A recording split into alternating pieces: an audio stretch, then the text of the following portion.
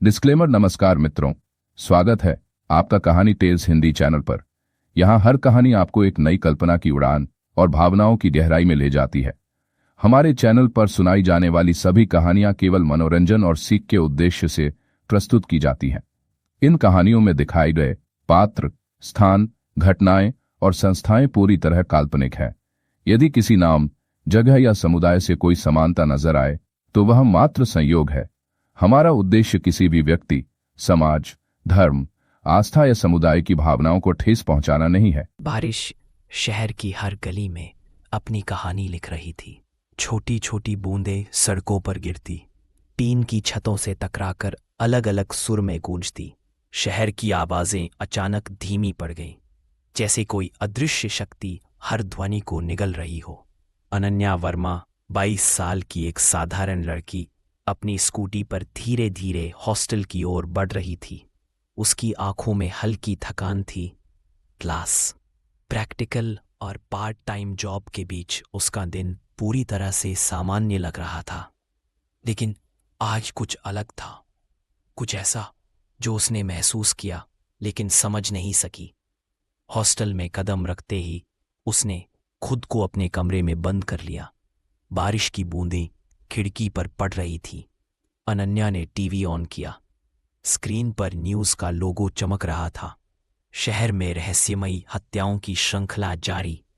अब तक 5 मौतें। पुलिस का कहना है कि हर अपराध स्थल पर एक शतरंज का मोहरा मिला है। अनन्या की नजरें स्क्रीन से हट गईं और वह खुद से बोली, शतरंज का मोहरा? ये किसी का मजाक लग रहा है। लेकिन ऐसा कौन करेगा? वह अपनी किताबों के पास बैठ गई, लेकिन मन पढ़ाई में नहीं लगा। उसके दिमाग में सिर्फ यही सवाल घूम रहा था, कौन इस शहर में खेल रहा है और क्यों? तभी उसने खिड़की की ओर देखा। वहां खड़ा था एक युवक, काले कपड़ों में, काले चश्मे के पीछे उसकी आंखें चमक रही थीं। उसकी मुस्कान शांत लेकिन डरावनी थी। अनन्या ने झट से सिर घुमाया। जैसे ही उसने फिर देखा, वह गायब था। उस रात अनन्या को नींद नहीं आई। उसके सपनों में वही अजनबी बार बार प्रकट होता रहा। कभी वह शहर की गलियों में घूमता, कभी हॉस्टल के कमरे में खड़ा होता, और हर बार उसके हाथ में सिर्फ एक शतरंज का मोहरा होता। अगली सुबह अनन्या को हॉस्टल के मेल बॉक्स में एक पैकेट मिला। पैकेट में सिर्फ एक मोहरा और एक छोटा सा नोट था। खेल शुरू हो चुका है, अगली चाल तुम्हारी है। वह अपने बेस्ट फ्रेंड माया को कॉल करना चाहती थी, लेकिन माया का फोन बंद था। अनन्या ने खुद से कहा, अगर यह सच है तो मैं सिर्फ देखती रहूंगी तो कुछ नहीं होगा, मुझे समझना होगा। अनन्या ने तय किया कि वह पुलिस को सब बताएगी। लेकिन जैसे ही वो स्टेशन की ओर बढ़ी, उसके रास्ते में एक तेज तर्रार पुलिस अफसर खड़ा था। उसका नाम था राघव चौहान। उसकी आंखों में अनुभव और रहस्य दोनों झलक रहे थे। राघव ने उसे देखा और गंभीर स्वर में कहा, तुम्हें जो मिला है वो किसी आम आदमी का खेल नहीं है, ये वजीर की चाल है, और अगर तुम संभली नहीं तो अगली चाल तुम्हारी जान ले सकती है। अनन्या को समझ आया कि अब उसका जीवन उसी खेल का हिस्सा बन चुका है। पुलिस स्टेशन में राघव ने अनन्या को अपने ऑफिस बुलाया। वहां उसने देखा कि शहर की हत्याओं की एक पजल जैसी सूची बनाई गई थी। हर हत्या के पीछे एक शतरंज का मोहरा और एक संदेश छुपा था। अगर तुम सही चाल नहीं चलोगी, राघव ने गंभीरता से कहा, तो वजीर तुम्हें कभी माफ नहीं करेगा। अनन्या ने खुद से कहा, मैं डर नहीं सकती, मुझे इस खेल को समझना होगा, चाहे कुछ भी हो जाए। राघव ने उसकी हाथ में पैकेट लिया और नोट पढ़ा। उसकी भौहें तनी। वजीर हमेशा खेल में रहता है, उसकी चालें हमें धोखा देती है, लेकिन एक चीज तय है, उसके पीछे एक मास्टर प्लान है और तुम अब उसका हिस्सा हो। अनन्या ने महसूस किया कि अब वह सिर्फ एक आम लड़की नहीं रही, वह एक मोहरा बन चुकी थी, लेकिन वह खुद को मोहरा नहीं बनने देगी। रात, अनन्या अपने कमरे में थी। बारिश का संगीत अब और तेज हो गया था। अचानक उसका फोन बजा। स्क्रीन पर कोई नाम नहीं था। एक ठंडी गूंजती हुई आवाज में कहा गया, तुमने अपनी पहली चाल अभी तक नहीं चली। अगले 24 घंटे में निर्णय लो, वरना शतरंज की बिसात पर तुम बस एक मोहरा बन जाओगी। अनन्या का दिल तेजी से धड़क रहा था। उसकी आंखों में डर और जिज्जा दोनों झलक रहे थे। उसने खुद से कहा, मैं डर नहीं सकती। मुझे समझना होगा कि वजीर कौन है और क्यों यह खेल मुझे ही चुन रहा है। उसने अपने कम में बुझाई और खिड़की के पास खड़ी हो गई। शहर की हर गली, हर छाया में अब एक नया खेल छुपा हुआ था और अनन्या ने पहली बार महसूस किया, शहर की खामोशी में वजीर कहीं छुपा है और उसकी अगली चाल अब उसके जीवन और मौत का फैसला करेगी। बारिश ने शहर की गलियों में अपने साए फैला दिए थे। अनन्या वर्मा अपने कमरे में बैठी टीवी देख रही थी। स्क्रीन पर वही खबर चल रही थी, शहर में रहस्यमयी हत्याओं की श्रृंखला, हर हत्या स्थल पर शतरंज का मोहरा और संदिग्ध नोट। अनन्या की सांस तेज हो गई। वह अपने आप से कह रही थी, शतरंज का मोहरा, ये कोई मजाक नहीं है ना? तभी मेल बॉक्स में हल्की खटखट हुई। कांपते हाथों से उसने पैकेट खोला। अंदर सिर्फ एक वजीर मोहरा और एक छोटा सा नोट था। खेल शुरू हो चुका है, अगली चाल तुम्हारी है। अनन्या का दिल तेजी से धड़कने लगा। उसका दिमाग हिल गया। यह कोई आम मजाक नहीं था।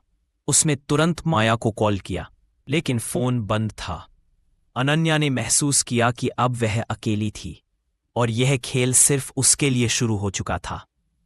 हॉस्टल के बाहर अचानक एक तेज तर्रार पुलिस अफसर खड़ा दिखाई दिया। उसने कहा, अनन्या वर्मा? अनन्या ने हकलाते हुए पूछा, हाँ, आप कौन हैं? अफसर ने गंभीर स्वर में कहा, मैं राघव चौहान। तुमने जो पैकेट पाया है उसके बारे में मुझे बताना होगा।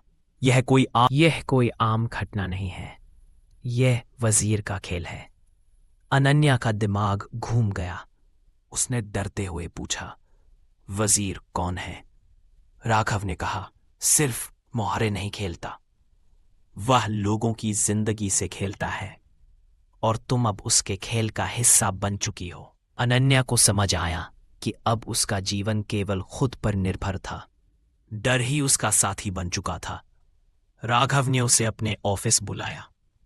वहां पहुंचकर अनन्या ने देखा कि शहर की हत्याओं की एक बड़ी चार्ट बनाई गई थी। हर हत्या स्थल पर शतरंज के मोहरे और नोट्स की तस्वीरें लगी थी। राघव ने कहा, हर मोहरा अगले अपराध का संकेत देता है और हर नोट हमें यह बताने की कोशिश करता है कि वजीर किसका पीछा कर रहा है। अनन्या ने हकलाते हुए पूछा, लेकिन क्यों मैं? राघव ने गंभीर स्वर में कहा, क्योंकि तुम्हारी चालें इस खेल में अहम है और तुम्हारा खेल अभी शुरू हुआ है। अनन्या को समझ में आया कि हर कदम पर सतर्क रहना ही उसका सुरक्षा कवच है। कमरे लौटकर अनन्या ने मोहरे को देखा। उसका आकार और बनावट जैसे उसकी जिंदगी की जिम्मेदारी बता रहे हों। उसी समय फोन फिर से बजा। स्क्रीन पर कोई नाम नहीं था। ठंडी गूंजती हुई आवाज में कहा गया, तुमने अपनी पहली चाल अभी तक नहीं चली। अगले 24 घंटे में निर्णय लो, वरना शतरंज की बिसात पर तुम बस एक मोहरा बन जाओगी। अनन्या का दिल तेजी से धड़कने लगा। वह खिड़की के पास खड़ी हो गई और बाहर बारिश को देखते हुए खुद से बोली, मैं डर नहीं सकती। मुझे समझना होगा कि यह खेल कैसे खेला जाता है और अपनी चाल खुद तय करनी होगी। उस रात अनन्या ने तय किया कि अब वह सिर्फ मोहरा नहीं बनेगी। उसने अपना बैग तैयार किया, नोट्स, फोन और जरूरी सामान रख लिया। सर गलती भारी पड़ सकती थी। अगले दिन वह राघव के साथ शहर के अपराध स्थलों का निरीक्षण करेगी। शहर की हर छाया, हर गलियों की खामोशी अब वजीर के खेल की बिसात बन चुकी थी। अनन्या ने महसूस किया कि यह खेल सिर्फ चालों का नहीं, बल्कि जिंदगियों का था और अब उसकी अगली चाल ही तय करेगी कि वह मोहरा बनेगी या खिलाड़ी। बारिश की हल्की बूंदें अभी भी शहर की गलियों पर गिर रही थी।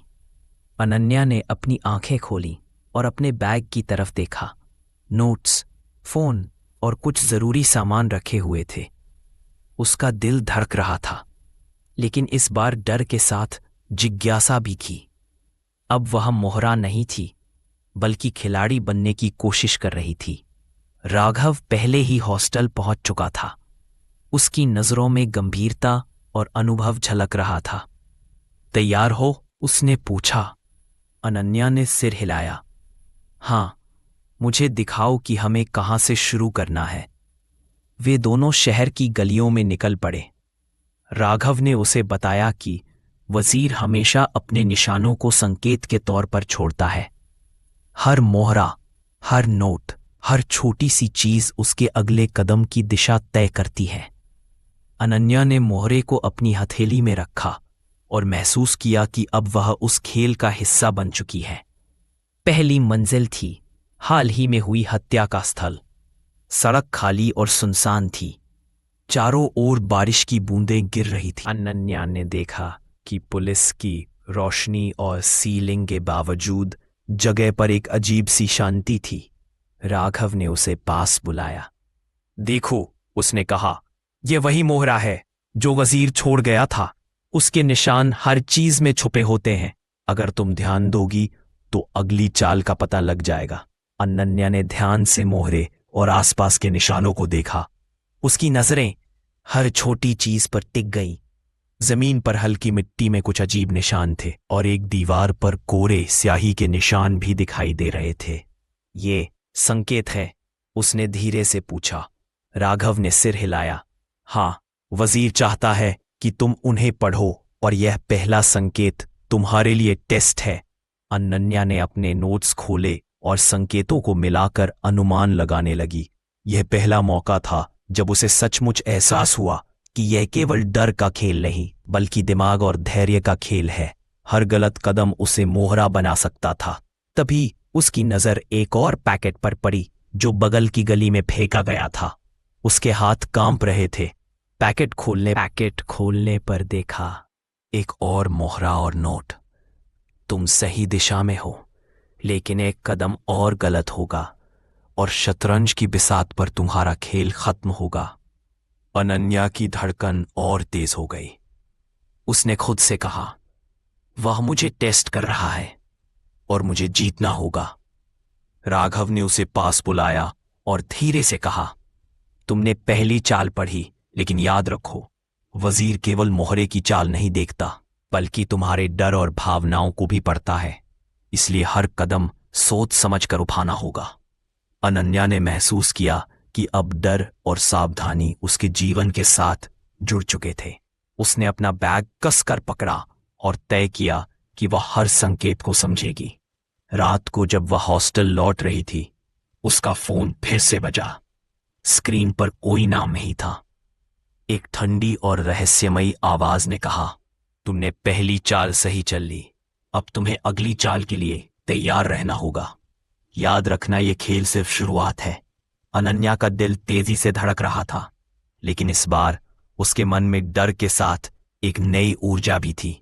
वह जान चुकी थी कि अब वह अकेली नहीं थी। राघव उसके साथ था, लेकिन सबसे बड़ी चुनौती अभी बाकी थी, वजीर की अगली चाल का सामना करना। उसने खिड़की से बाहर देखा। शहर की गलियां बारिश में भीगी हुई थी। हर छाया में कुछ छिपा हुआ प्रतीत हो रहा था। अनन्या ने महसूस किया कि यह खेल सिर्फ चालों का नहीं, बल्कि जिंदगियों का है, और अब उसकी अगली चाल ही तय करेगी कि वह मोहरा बनी रहेगी या खिलाड़ी बन जाएगी। बारिश ने शहर की गलियों को और भी सुनसान बना दिया था। अनन्या अपने कमरे में बैठी थी, हाथ में शतरंज का मोहरा और दिमाग में पिछले दिन की घटनाओं का पेड़। उसकी धड़कन अभी भी तेज थी। वजीर ने उसे पहला संकेत दे दिया था और अब उसे पता था कि खेल सिर्फ शुरू हुआ है। राघव ने सुबह ही उसे कॉल किया। तैयार हो? उसकी आवाज में गंभीरता थी। अनन्या ने सिर हिलाया। हां, लेकिन मुझे डर लग रहा है। मुझे लगता है कि अब सिर्फ सूझबूझ ही बचा सकती है। राघव ने हंसते हुए कहा, डर स्वाभाविक है, लेकिन याद रखो, डर ही तुम्हें सतर्क रखता है। आज तुम्हें पहला बड़ा खतरा देखने को मिलेगा। वो शहर की उन गलियों में पहुंचे जहां पिछले हत्याकांड हुए थे। सड़कें खाली थीं, केवल बारिश की हल्की आवाज सुनाई दे रही थी। अनन्या ने चारों ओर देखा। हर छोटी चीज अब संकेत की तरह लग रही थी। राघव ने मोहरे को उसकी हथेली में रखा और कहा, वजीर ने अपने निशान छोड़ दिए हैं। उनका मतलब समझो, लेकिन जल्दी नहीं। हर चाल सोच समझकर चल। राघव ने हंसते हुए कहा, डर स्वाभाविक है, लेकिन याद रखो, डर ही तुम्हें सतर्क रखता है। आज तुम्हें पहला बड़ा खतरा देखने को मिलेगा। वे दोनों शहर की उन गलियों में पहुंचे जहां पिछले हत्याकांड हुए थे। सड़कें खाली थीं, केवल बारिश की हल्की आवाज सुनाई दे रही थी। अनन्या ने चारों ओर देखा। हर छोटी चीज अब संकेत की तरह लग रही थी। राघव ने मोहरे को उसकी हथेली में रखा और कहा, वजीर ने अपने निशान छोड़ दिए हैं। उनका मतलब समझो, लेकिन जल्दी नहीं। हर चाल सोच समझ कर चलो, एक गलती मौत तक ले जा सकती है। वे दोनों धीरे धीरे आगे बढ़े। अचानक अनन्या ने देखा कि एक गली के कोने में कोई हल्की सी हलचल थी। उसने राघव की तरफ देखा। राघव ने सिर हिलाया, शांत रहो, यह तुम्हारा पहला टेस्ट है। अनन्या ने गहरी सांस ली और संकेतों को पढ़ना शुरू किया। मिट्टी में हल्की खुरचाई, दीवार पर स्याही के निशान और सड़क के किनारे पड़े छोटे कागज के टुकड़े। हर चीज वजीर की योजना का हिस्सा लग रही थी। जैसे ही वे गली के अंदर बढ़े, अचानक पीछे से एक तेज आवाज आई, रुको। अनन्या ने झट से रुख मोड़ा, लेकिन वहां कोई नहीं था। वह घबरा गई। राघव ने शांत स्वर में कहा, वजीर हमेशा छाया में रहता है। डरना सामान्य है, लेकिन नियंत्रण भी जरूरी है। कुछ कदम आगे बढ़ते ही अनन्या ने देखा कि सड़क पर एक पैकेट रखा था। उसने डरते हुए पैकेट उठाया। भीतर था एक मोहरा और नोट।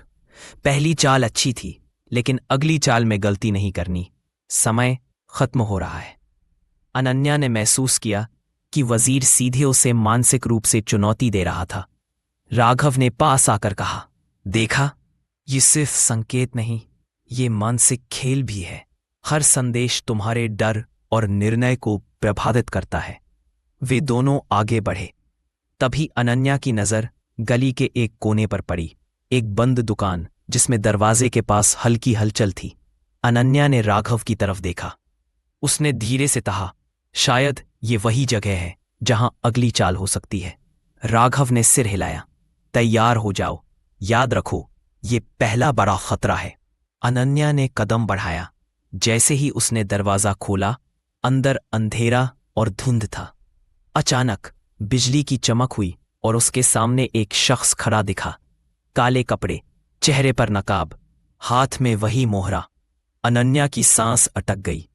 राघव ने तुरंत उसकी तरफ बढ़ते हुए कहा, पीछे हटो, शांत रहो, ये वजीर का खेल है, मूव सोच समझ कर करो। वजीर ने धीमी गूंजती हुई आवाज में कहा, तुमने पहली चाल सही चल ली, लेकिन अब असली टेस्ट शुरू होता है। क्या तुम मोहरा रहोगी या खिलाड़ी बनोगी? अनन्या ने मोहरे को देखा। उसका मन तेजी से काम कर रहा था। डर के साथ साथ गुस्सा और हिम्मत भी थी। उसने अपने पैरों को मजबूत किया और धीरे से कहा, मैं खिलाड़ी बनूंगी, मैं डर नहीं सकती। वजीर ने हल्की हंसी की। अच्छा, देखो कैसे खेलते हो, लेकिन याद रखो, गलती की कोई जगह नहीं है। राघव ने अनन्या का हाथ पकड़कर कहा, अब तुम्हें अपने दिमाग और साहस का इस्तेमाल करना होगा। मैं तुम्हारे साथ हूं, लेकिन चाल तुम्हारी है। अनन्या ने गहरी सांस ली। उसने मोहरे को देखा और समझा कि यह केवल एक वस्तु नहीं, बल्कि उसकी जिंदगी का प्रतीक है। उसने संकेतों को ध्यान से पढ़ा, हर कदम सोचा और धीरे धीरे अपने अगले कदम की योजना बनाई। उस रात जब वे हॉस्टल लौटे, अनन्या ने महसूस किया कि यह खेल सिर्फ चालों का नहीं, बल्कि डर, साहस और मानसिक शक्ति का है। और अब उसकी अगली चाल तय करेगी कि वह मोहरा बनेगी या खिलाड़ी? बारिश की हल्की बूंदें अभी भी शहर की गलियों में गिर रही थीं। अनन्या ने अपने कमरे की खिड़की से बाहर देखा। हर गली, हर छाया अब खतरे की तरह लग रही थी।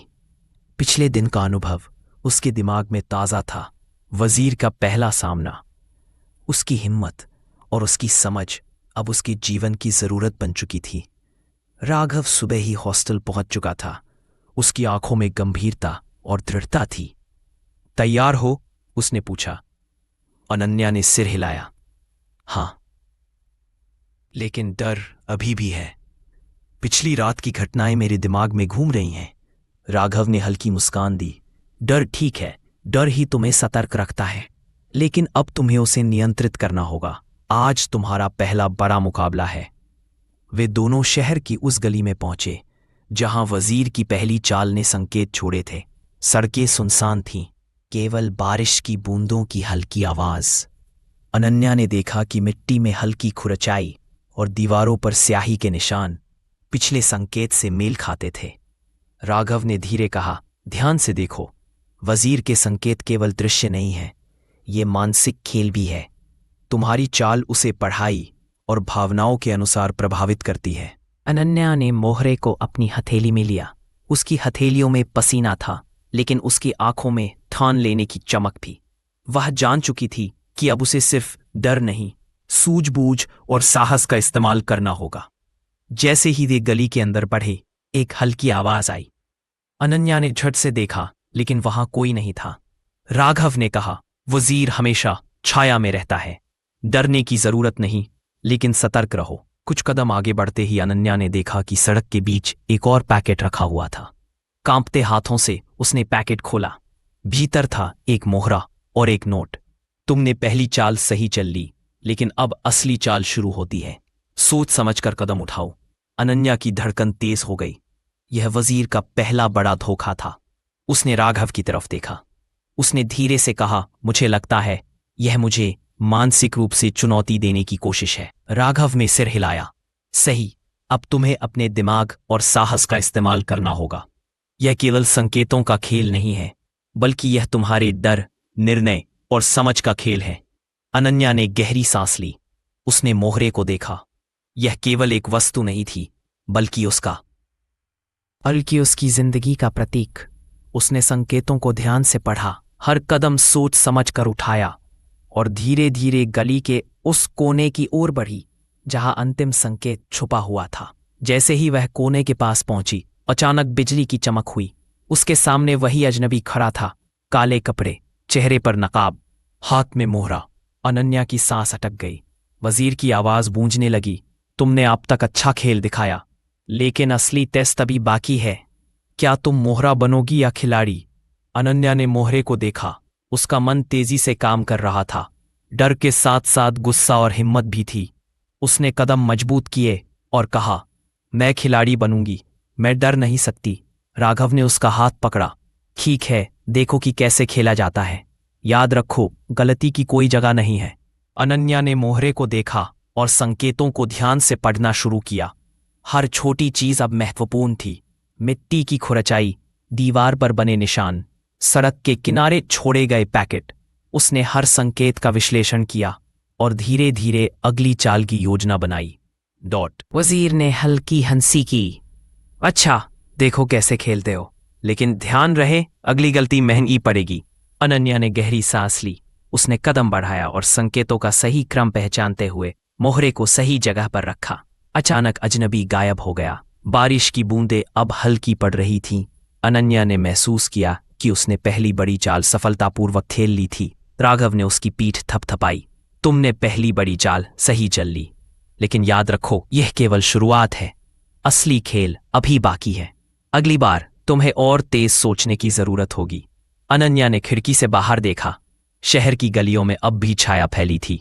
हर कदम, हर मोहरा, हर संकेत, सब वजीर के खेल का हिस्सा थे। लेकिन इस बार उसने डर के साथ साथ साहस और समझ भी पाया। उसने महसूस किया कि अब वह सिर्फ मोहरा नहीं थी, वह खिलाड़ी बन चुकी थी और अब उसकी अगली चाल तय करेगी कि वह वजीर की बिसात पर कितनी दूर तक जाए। अगर आपको हमारी कहानी अच्छी